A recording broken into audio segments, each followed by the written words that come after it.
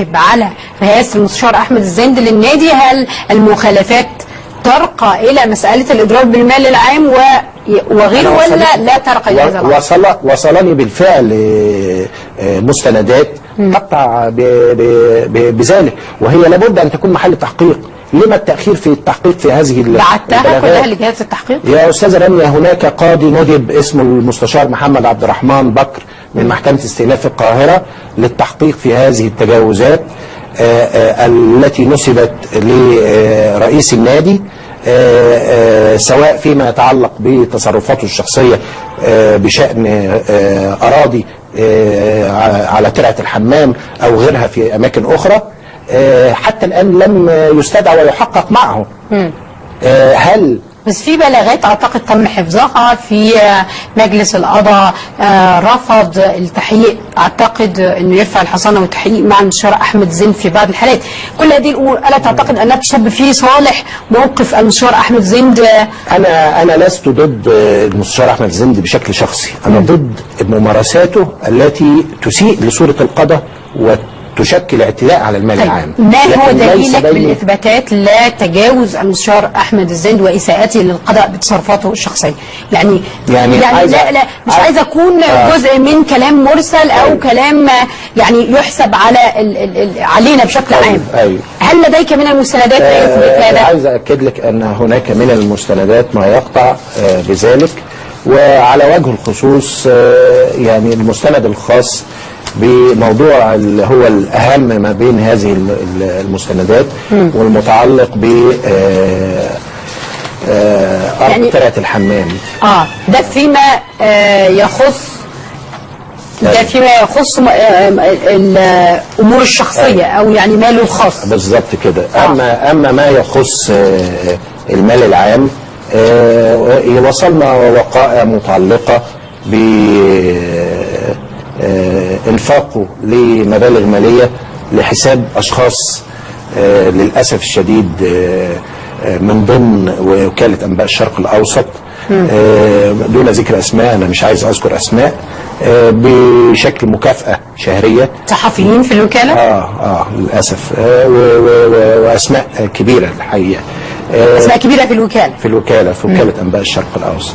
الحقيقة قد يكون هو تحت دعوة أو زعم إنه هو معينه مستشار صحفي له، ولكن أنا أتساءل هل من المألوف والمتبع لدى المشتغلين بمهنة الصحافة إن هم يعملوا أجراء لدى أندية أو نقابات لأجر بالإضافة لعملهم؟ أنا ما أعرفش أين نقابة الصحفيين مما يحدث.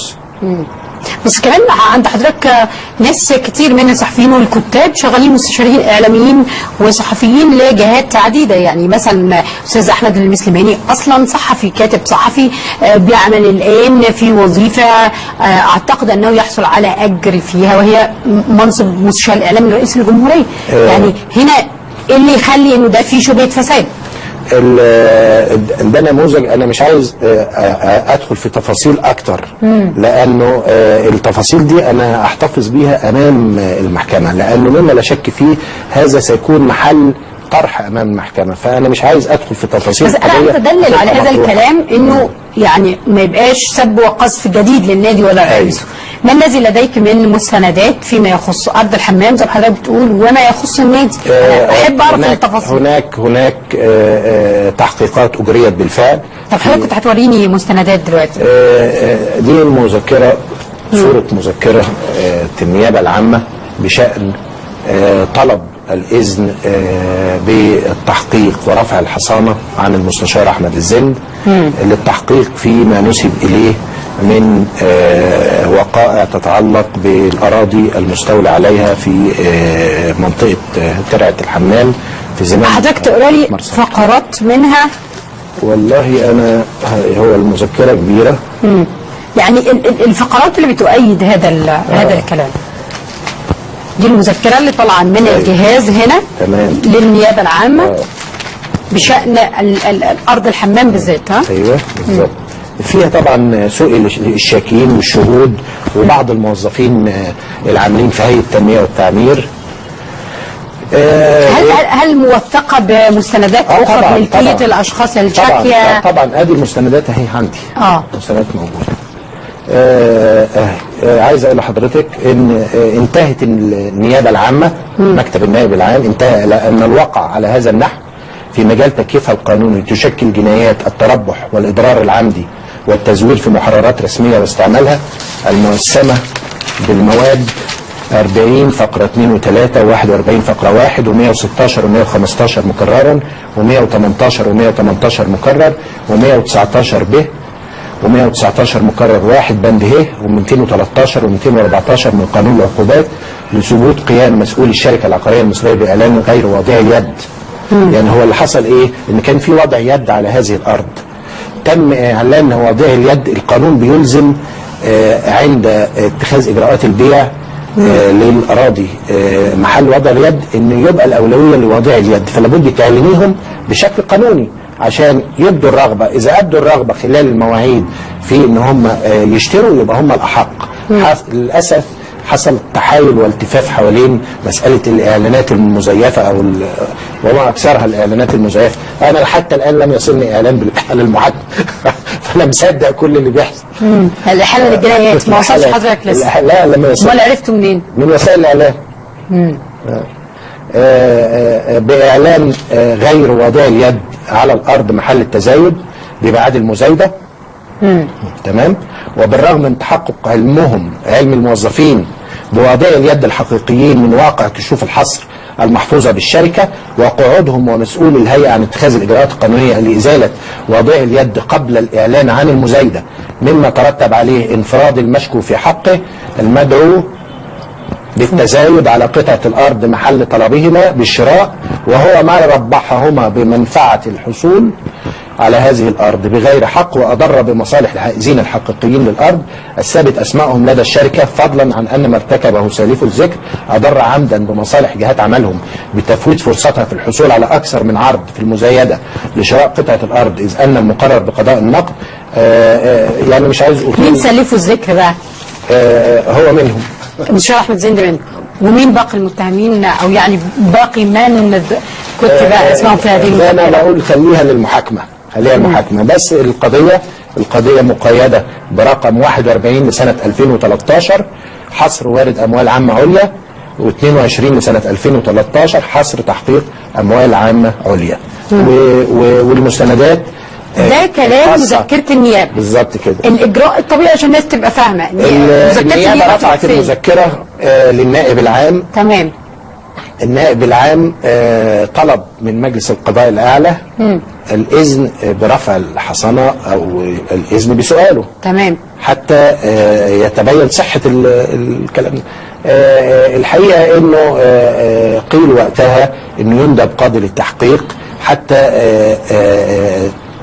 تبعد شبهة أن يكون هناك شيء من الخصومة ما بين المستشار طلعت عبد الله الذي كان نائبا عاما حينها وما بين المستشار احمد الزند. تمام. فارتقي انه من الافضل حسب ما علمت من القائمين في النيابه العامه انه ندب قاضي تحقيق، وبالفعل تم مخاطبه معالي وزير العدل بطلب ندب قاضي لتحقيق الواقع بعيدا عن النيابه العامه، ابعادا للنيابه العامه عن اي مظنه او شبهه انحياز سواء مع او ضد.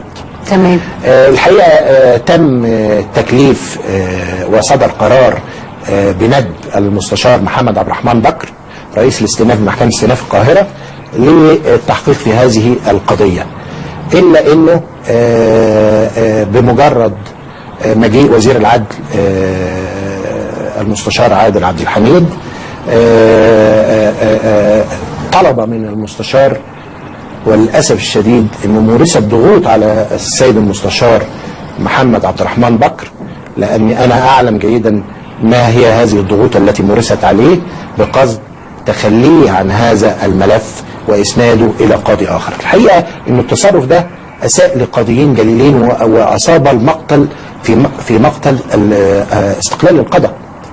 لا هو صب في مقتل المواطن العادي اللي قام بثورتين، يعني لو صدق يعني كلام حضرتك يعني ده يبقى انا لسه عندي تاثير على القضاه، لسه وزير العدل مسؤول عن كل كلمه بقولها، انا مسؤول عن كل كلمه بقولها. وانا اتحدى ان حد يقول عكس اللي بقوله ده. انا مسؤول عن كل كلمه. يعني كنا نلوم عن المستشار هشام، المستشار طلعت عبد الله انه بيمارس بعض الضغوط على بعض القضاه، ان هناك تاثير، انه وزير العدل السابق كان بيتدخل في امور القضاء. الان نفس الشيء، يعني ثورتين ونفس الشيء بحسب كلام حضرتك. شيء محزن انه عندما يتصل علم الجهاز المركزي للمحاسبات من خلال اللجنه القائمه على فحص ملفات لدى هذا القاضي. انا اقول للزملاء اللجنه وهم موجودين اساليهم، اللجنه المعنيه بفحص امور يختص بها قاضي التحقيق المذكور اللي هو محمد عبد الرحمن بكر.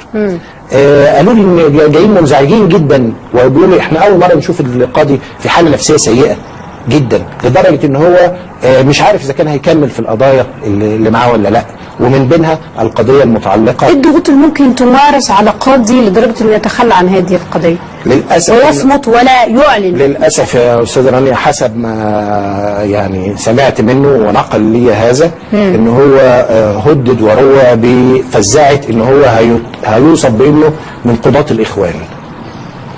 وهل هذا يكفي؟ هذه هي الفزاعه التي تشهر في وجه اي حد عاوز يقوم بعمله بما يرضي الله. يا استاذ رانيا،